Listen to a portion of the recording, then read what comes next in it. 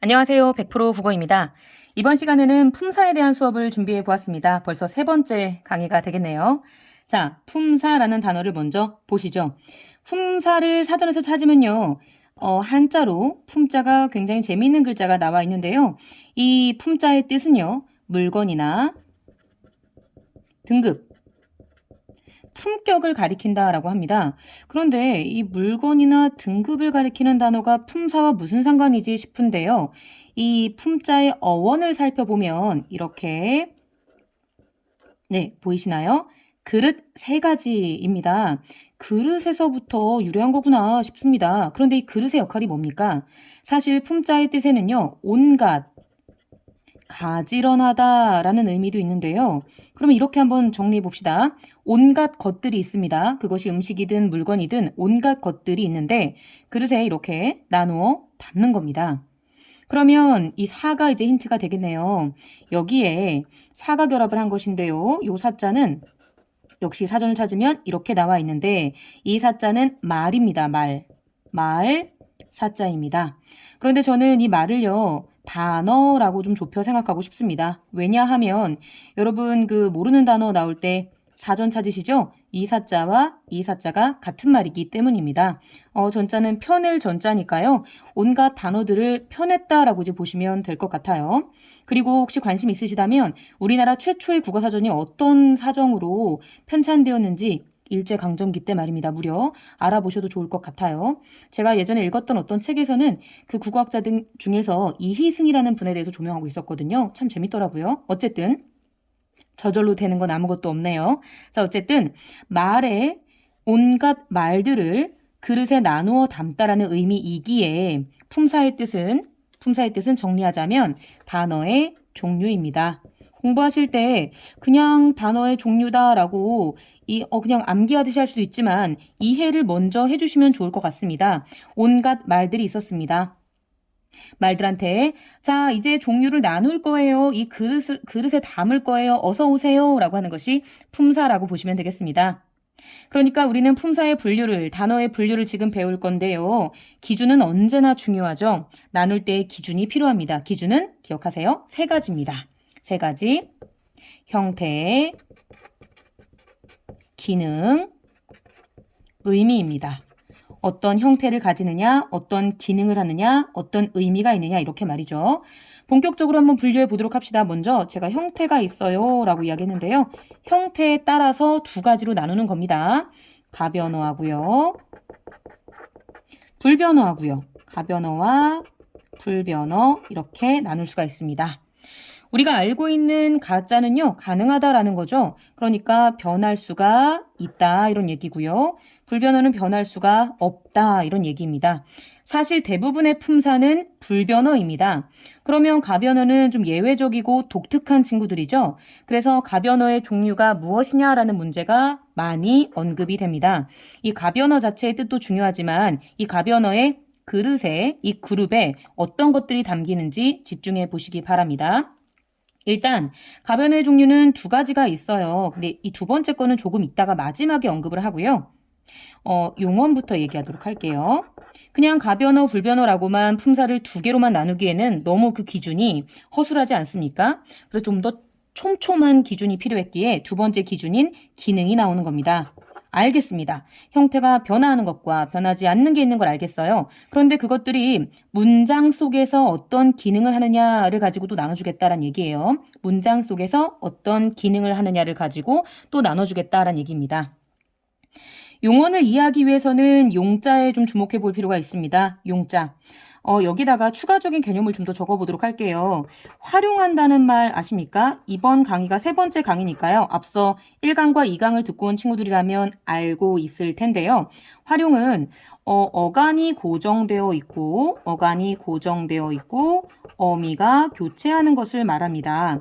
예를 들어서 먹다라는 단어가 있을 때 먹하고 다로 이렇게 나눌 수가 있는데요. 먹은 고정되어서 의미의 실질적인 의미를 담당합니다.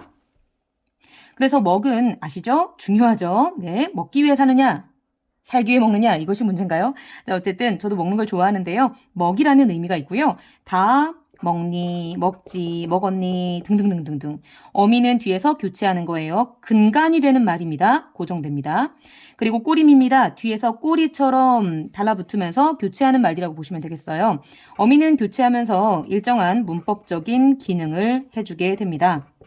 그런데 이 관계 말이에요. 뭔가가 실질적으로 꽉 잡아주고 굉장히 중요하죠. 어간 딱 잡아주고 뒤에서 어미가 교체하는 이런 모양새는 제가 아까 수업을 준비하다가 보니까 사람 같다라는 생각을 했어요. 아, 이게 무슨 말이냐면요. 누구나 자아가 있지 않습니까? 나라는 존재가 있습니다. 그런데 사실은 여러 가지 기능을 하게 되죠. 저를 예로 들면요. 저는 100% 국어라는 인격체로서 지금 이렇게 기능으로서 촬영을 하고 있고요. 저는 그리고 동시에 누군가의 엄마이기도 하고 누군가의 아내이기도 하며 누군가의 딸이기도 합니다. 누군가의 친구이기도 하죠. 이런 다양한 기능을 하면서 살아가고 있거든요. 네. 물론 제가 기능만 하진 않습니다. 아시죠? 우리는 이러한 여러 가지 역할, 기능을 수행하면서 많은 것들을 받게 되죠. 주로 정서적인 것들. 근데 여러분 생각해 보세요. 이 어간이 고정돼 있고 어미가 교체하는 이런 친구들도요. 살활자입니다. 살아있기에 이렇게 다양한 기능, 실질적 의미를 가지게 되는 거겠죠. 살아있기에 쓸 용. 저는 뭔가 철학적인 의미도 있다라고 생각을 하게 됩니다. 살아있으니까 쓰일 수 있는 게 아닐까요? 여러분 우리 살아있읍시다. 알겠죠? 자, 용언입니다. 근데 이 용언들이 어간이 고정되어 있고 어미가 교체되어 있는 말들인데 이걸 조금 더 자세하게 나눌 수도 있거든요. 그래서 세 번째 기준이 등장하게 됩니다. 형태, 기능, 자, 의미 있었죠. 그래서 의미를 기준으로 좀 더 나눌 수가 있는데요. 용언을 의미를 기준으로 나누면 바로 동사하고 형용사 이렇게 나눌 수가 있습니다. 동사하고 형용사. 동사는 뭐냐? 동자가 움직일 동자입니다. 그래서 움직임이 있는 말이라고 생각하시면 됩니다. 움직임이 있는 말. 그럼 형용이라는 건 뭐냐? 어떤 것의 형용이란 말은요. 상태나 성질입니다. 기출문제 한번 이런 식으로 나온 적도 물론 있습니다. 이것은 플러스 움직임이다. 여러분 이 표시는요. 발음을 나타낼 때도 쓰지만요. 특정한 문법적 자질, 성질을 가리킬 때도 쓰는 표시랍니다. 그래서 이렇게 마이너스 움직임 이렇게 나타내기도 해요. 그래서 여러분이 공부하실 때 동사는 움직임, 플러스 움직임, 형용사는 마이너스 움직임 이렇게 공부하셔도 괜찮습니다. 자, 용언에 대한 설명 여기까지고요. 용언은 활용하는 말, 그래서 용언이 되겠습니다. 그런데 사실 활용한다라는 거는 그 성질인 거지 기능은 아니지 않습니까? 사실 용언은 이렇게 활용함으로써 문장에서 서술어로 기능하게 됩니다. 쓰이게 되는 거예요. 그러면 아까 제가 불변어가 대부분입니다 라고 말을 했는데요. 그 첫 번째 불변어로서 반드시 나와줘야 되는 말이 체언입니다. 왜냐하면요. 서술어가 문장에서 제일 중요해요. 왕관 씌워줄게요. 왜 그런지는 나중에 공부하실 수 있을 거예요. 서술어가 문장에서 제일 중요해요. 그러나 아무리 중요해도 혼자 문장을 이룰 수는 없는 법이거든요. 채자가 주체입니다. 서술을 해줄 거예요. 풀이를 해줄 거예요. 제가 풀이해 드릴게요. 그럼 누가요? 누가에 대해서, 무엇에 대해서, 그것이 바로 주어라고 보시면 됩니다. 그래서 주체가 되는 말, 주체가 되는 말, 주어다 이렇게 보시면 되겠습니다. 여백 공간을 좀 더 활용해 봅시다. 제가 아까 활용이라는 중요한 개념을 알려드렸는데요. 이번에는 문장에 대해서 좀 추가적으로 가져가 봅시다. 하나의 문장은요. 주체가 되는 체언이 주체가 됩니다. 그래서 이것이 주어로 쓰이게 되고요. 주체 주어로. 그리고 그것을 풀이해주는 우리 방금 배웠던 용언 이렇게 해서 서술어. 그래서 모든 문장에는 주체가 되는 주어와 이것이 주체입니다. 주체가 되는 주어와 그리고 그것을 풀이해주는 용언이 있습니다. 그래서 핵심이 되는 기본 개념 체언이 주체가 되고 용언은 그것을 풀이해준다. 물론 이렇게 다양하게 활용해주면서 말이죠.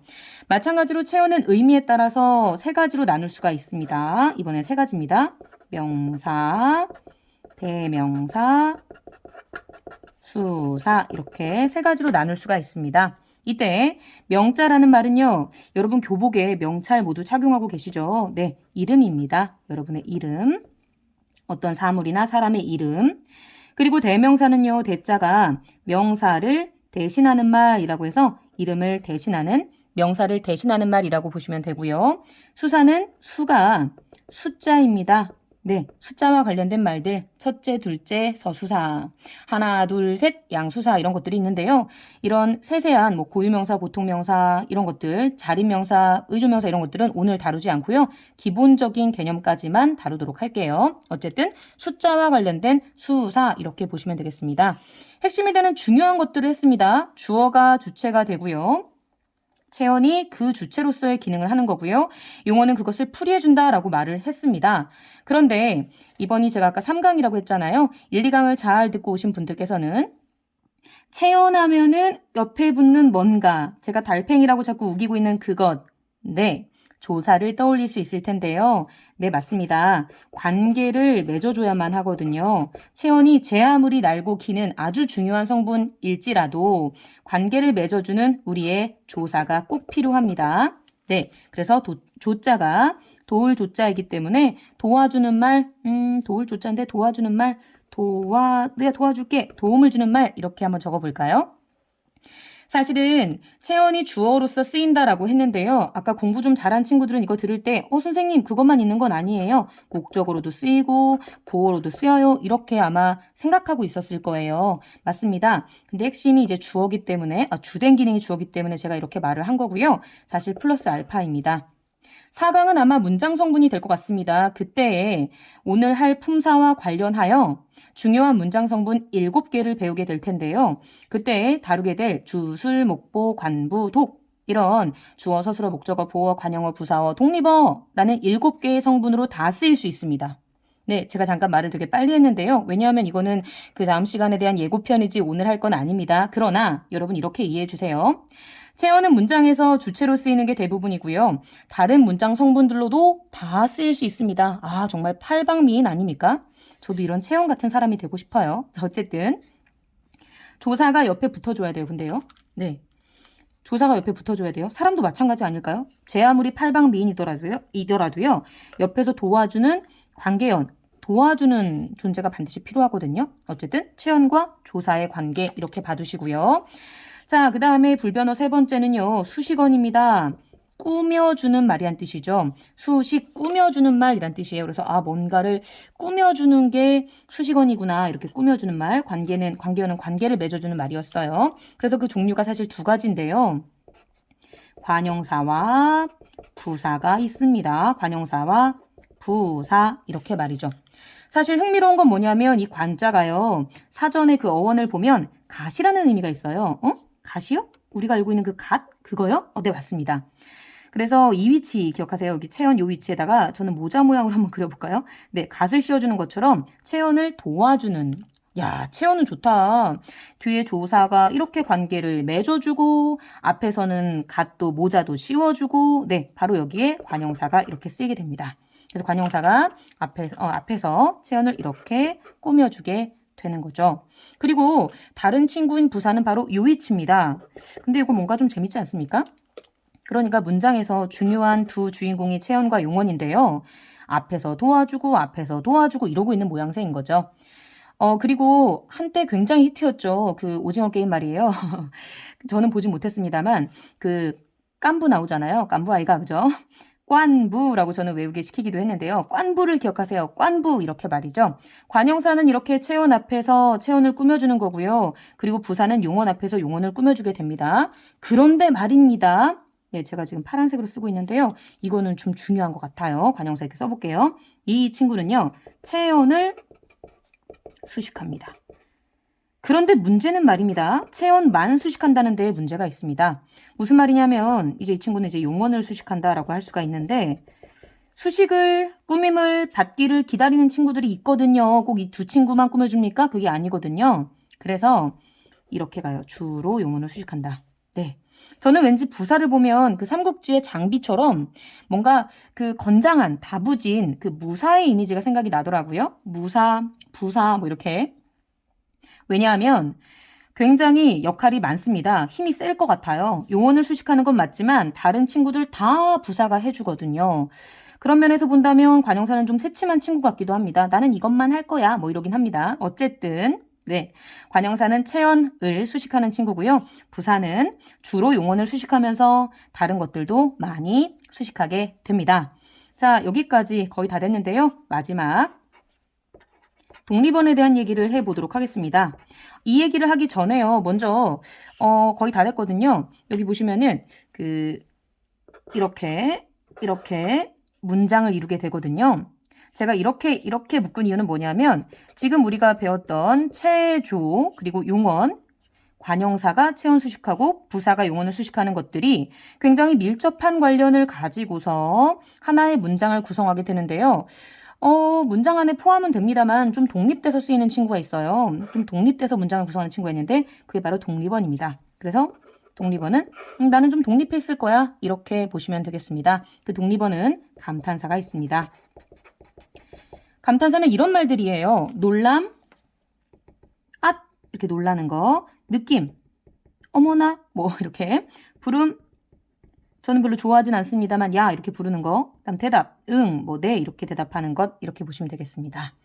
자, 여기까지가 바로 불변에 대한 설명이었는데요. 뭔가 놓친 게 있는 것 같지 않습니까? 네, 우리가 마지막에 할게요 라고 얘기했는데요. 여기에 가변어에 하나 더 있다라고 했거든요. 요 위치에 들어가는 아주 독특한 친구가 있습니다. 바로 그게 뭐냐면요.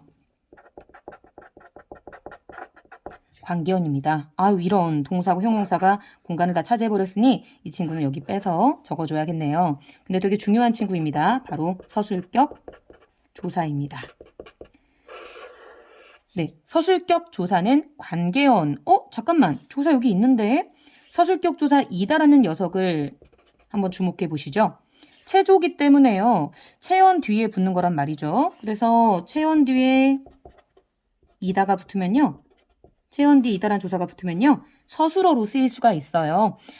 다음 시간에 자세히 하게 되겠지만 서술격 조사니까 서술어로서의 자격을 줄게요 라는 의미입니다. 그래서 체언 뒤에 이다가 붙으면서 서술어로서 쓰이게 되는데요. 아실 겁니다. 체언입니다. 체언이에요. 체언이고요. 라고 다양하게 이가 어간처럼 기능하고요. 뒤에 이 다가 교체하게 됩니다. 그래서 가변어를 아까 제가 기억해 주세요 라고 좀 강조를 했었는데요. 이 가변어의 종류가 용언도 물론 있어요. 네, 동사, 형용사 말입니다. 그런데 이 서술격 조사 요거까지 가변어라고 이해하시면 되겠습니다. 그래서 가변어 하면 용언 그리고 서술격 조사입니다. 라고 말씀해 주시면 됩니다. 자, 여기까지 품사에 대한 설명이었습니다. 그리고 보시면 아시겠지만요. 형태에 따라 2개로 나눴고요. 기능에 따라 5개, 의미에 따라 9개로 나누었는데요. 그러면 한국어는 몇 개의 품사라고 할 수 있을까요? 영어는 8품사인데. 네, 한국어는 9개의 품사가 있다라고 해서 9품사라고 할 수가 있습니다. 그리고 그 기준은 형태, 기능, 의미였던 거지요. 그래서 막연하게 이렇게 제발 공부하지 말아주세요. 네, 이렇게 이거 외워야 돼. 이렇게 하지 말아주시고요. 품사는 그릇이야. 단어를 나누어 담는 거죠. 이거부터 이해를 시작해 주시기 바랍니다. 자, 여기까지 설명 모두 마치겠습니다. 고생 많으셨고요. 이 강의가 도움이 되셨다면 좋아요와 구독 꾹꾹 부탁드립니다. 감사합니다.